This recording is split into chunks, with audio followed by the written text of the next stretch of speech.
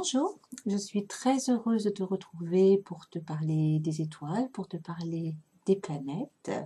Il s'agit donc de ton horoscope mensuel pour le mois de mai 2015. Alors si tu as envie, tu peux appuyer tu peux cliquer sur pause pour aller te préparer un café ou bien un thé afin que nous puissions passer un bon moment ensemble. Alors, qu'est-ce qui va se passer dans le ciel au cours de ce mois de mai?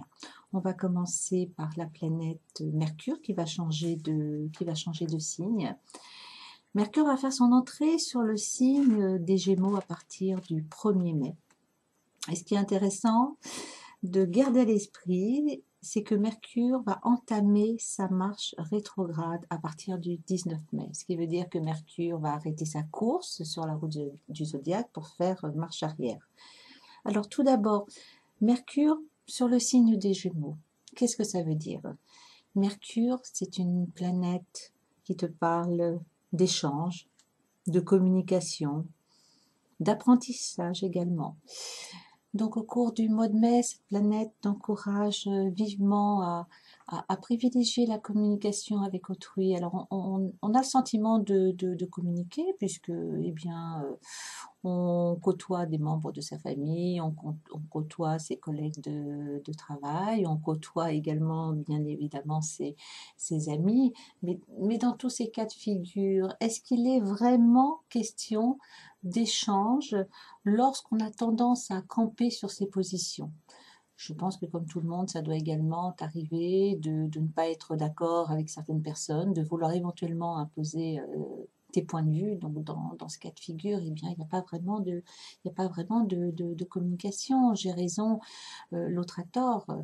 Il est vrai que on a une vision qui est très personnelle de l'existence et certaines personnes ne sont pas du tout d'accord avec la manière dont nous vivons, mais très souvent, au lieu d'accepter nos différences, eh bien, la communication peut facilement se transformer en pugilat et en joute verbale. Alors, l'entrée de Mercure sur le signe des Gémeaux est une invitation à être davantage dans l'ouverture, à écouter l'autre, que ce soit à la maison, au travail, que ce soit tes enfants, ton ou ta partenaire de vie, tes collègues de travail, tes amis, même s'ils ont une manière de vivre qui est différente de la tienne. Il n'y a pas qu'une seule vérité, il y en a plusieurs. La vérité, elle est personnelle à chacun. C'est ce qui rend justement les échanges intéressants avec autrui, c'est s'ouvrir à des points de vue différents. Essayer de comprendre, ça ne veut pas dire non plus adopter les points de vue de l'autre, mais qu'il puisse y avoir au moins une interaction euh, enrichissante et que chacun puisse se nourrir des différences de l'autre. Concernant Mercure rétrograde, alors dans la tradition astrologique, tu as peut-être souvent lu ou entendu que lorsque Mercure rétrograde, eh bien très souvent, ce sont des blocages, surtout sur le signe des Gémeaux, des blocages de type administratif. On attend un remboursement de sécurité sociale qui n'arrive pas, par exemple. On attend une réponse de la banque parce qu'on a fait une demande de prêt immobilier, ça tarde à arriver. On attend un dossier qui n'arrive pas à destination. C'est un peu comme un arrêt sur image. Ce qu'il faut que tu gardes à l'esprit, c'est que si tu es confronté justement à des événements un petit peu pénibles à vivre, on attend quelque chose qui n'arrive pas, c'est la rétrogradation mercurienne, pardon. Sachant que ce qui va se passer dans ta vie n'est en fait que le reflet de ce qui se passe à l'intérieur de toi, eh bien si Mercure rétrograde te confronte à des petites complications, ça veut dire qu'il y a des blocages en toi. Imagine par exemple un tuyau d'arrosage qui est percé, ben, il va te falloir beaucoup plus de temps pour arroser ton jardin parce que l'eau ne circule plus correctement.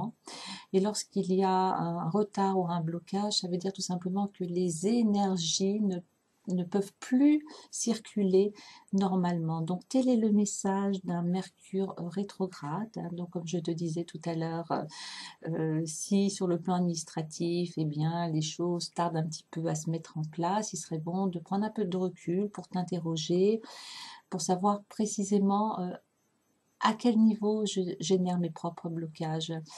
Est-ce qu'il y a quelque chose que je ne veux pas entendre? Est-ce qu'il y a quelque chose que je ne veux pas comprendre? Est-ce que je campe sur mes positions? Est-ce que je refuse de me remettre en question?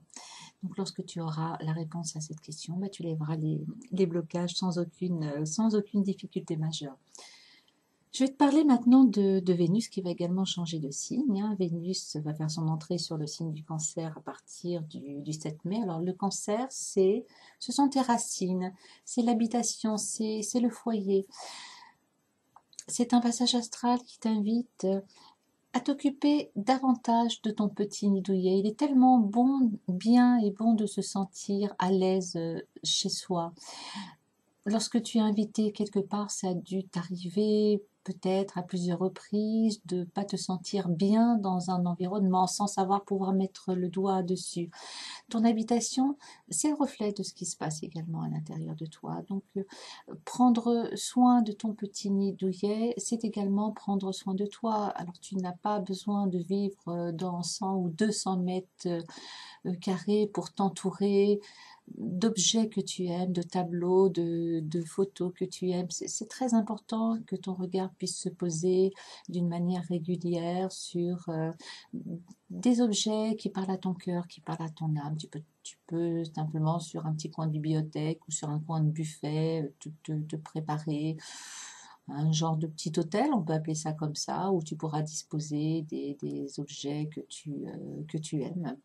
C'est très important pour te reconnecter à tes racines, puisque le cancer, le signe du cancer te parle de ton histoire, de tes racines. Alors tes racines, c'est également ce que tu as hérité de tes parents, c'est ce que tu as hérité des personnes qui ont pris soin de toi. Ça peut être tes enseignants par exemple, ça peut être des membres de ta famille. Donc ne jamais oublier d'où tu viens en fait, hein. On a tous une histoire familiale à raconter, certaines sont plus douloureuses que d'autres. Même si ton passé d'enfant n'a pas été joyeux, obligatoirement, tu disposes d'un héritage qui va te servir et qui te sert maintenant pour cheminer sur la route de ta vie. Alors attache-toi principalement aux qualités dont tu as hérité. C'est ce qui fait ton individualité, c'est ce qui fait la personne que tu es. Et cette personne, elle est belle. Alors ne rejette pas ton passé, même s'il n'a pas été joyeux. N'oublie pas d'où tu viens, n'oublie pas tes racines non plus. Elles représentent la personne que tu es et c'est ça qui va te permettre de t'ancrer dans ta vie, de t'ancrer dans ta réalité. Je vais aussi te parler de Mars. Mars, c'est la planète de l'action et du dynamisme. Cette planète, elle va changer de signe également, puisque Mars va faire son entrée sur le signe des Gémeaux à partir du 12 mai. Alors le signe des Gémeaux est vraiment en valeur hein, pour cet horoscope mensuel. Mars, c'est l'action. Les Gémeaux, c'est la diversité. Alors, Mars a transité le signe du Taureau, c'était une invitation à agir d'une manière calme, d'une manière posée, de choisir une ligne de conduite et de la suivre jusqu'au bout. Avec Mars en Gémeaux, il va falloir accélérer un petit peu la cadence, à savoir élargir tes horizons, élargir ton champ d'investigation, apprendre, t'enrichir, découvrir qu'il existe peut-être une autre manière de faire, qu'il existe peut-être une autre manière de vivre, hein. Ne pas rester sur tes positions, ne pas faire preuve de rigidité mentale. En fait, les Gémeaux, c'est un signe qui t'invite à faire preuve de davantage de souplesse. À partir du moment où tu prendras la décision de t'ouvrir à de nouvelles possibilités, eh bien, c'est ce qui va pouvoir apporter des transformations importantes et majeures dans ta vie. Alors pour cet horoscope mensuel, tu trouveras sur mon blog les écrits, quelque chose un petit peu plus détaillé que tu pourras lire et relire aussi souvent que tu le souhaites. J'espère que tu tireras profit de cet horoscope mensuel. Je te souhaite une très belle journée et je te dis à très bientôt.